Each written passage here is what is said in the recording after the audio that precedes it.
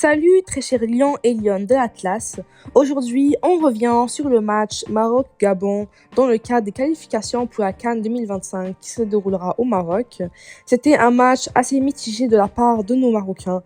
Certes, le score de 5-1 est impressionnant et prometteur, mais dans le fond, il y a des éléments négatifs qu'il faudra absolument corriger pour éviter de grosses surprises à l'avenir.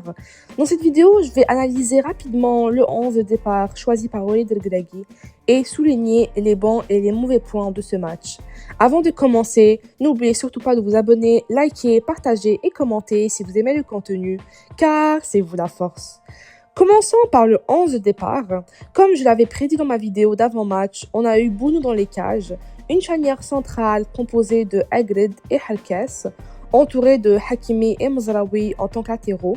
Au milieu, on avait le Marabot et Ounahi, accompagnés de Benserer un peu plus en avant.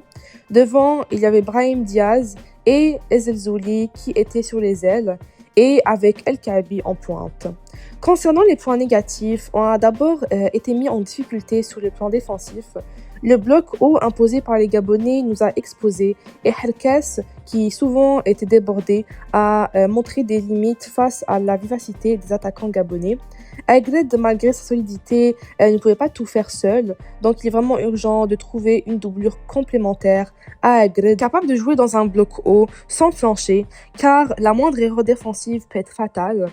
Ensuite, il y avait encore beaucoup de déchets techniques de la part de nos joueurs. Certes, il est difficile de tout éviter, mais ces pertes de balles inutiles pourraient nous coûter cher contre des adversaires plus solides. Cependant, tout n'est pas à jeter et plusieurs points positifs sont à souligner.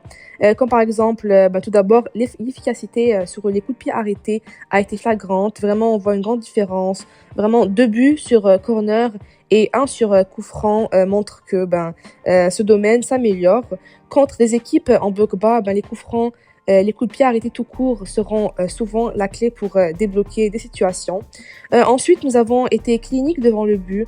Avec peu d'occasions, on a cadré 100% de nos tirs, une nette amélioration par rapport au match précédent. Cependant, le fait qu'on n'ait pas vraiment beaucoup d'occasions peut être aussi un point négatif qui devrait être amélioré, puisque normalement, dans d'autres matchs, on a quand même plusieurs occasions de but, mais là, on dirait qu'on était un peu plus limité.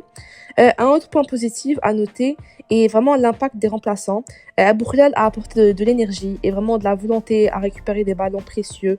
El Khenous et Saibari ont également été décisifs, puisque El Khenous a quand même apporté une passe clé à Saibari, qui a ensuite fait une passe décisive pour El Nasri pour que celui-ci marque enfin un autre but avec la sélection.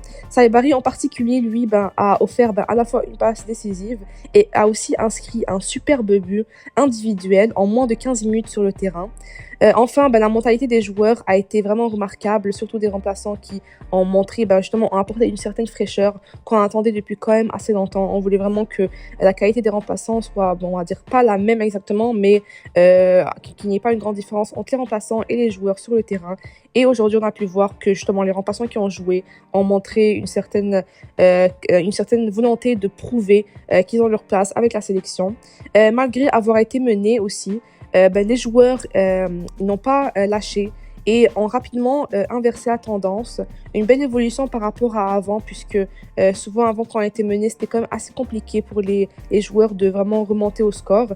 Mais aujourd'hui, on a réussi à quand même à être mené 1-0 et on a réussi à marquer 5 buts quand même, ce qui n'est pas rien.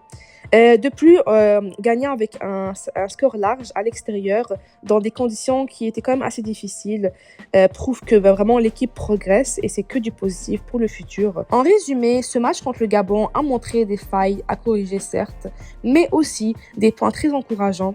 On espère voir encore mieux lundi à domicile face au Lesotho avec des ajustements nécessaires. Merci d'avoir regardé cette vidéo et je vous dis à la prochaine.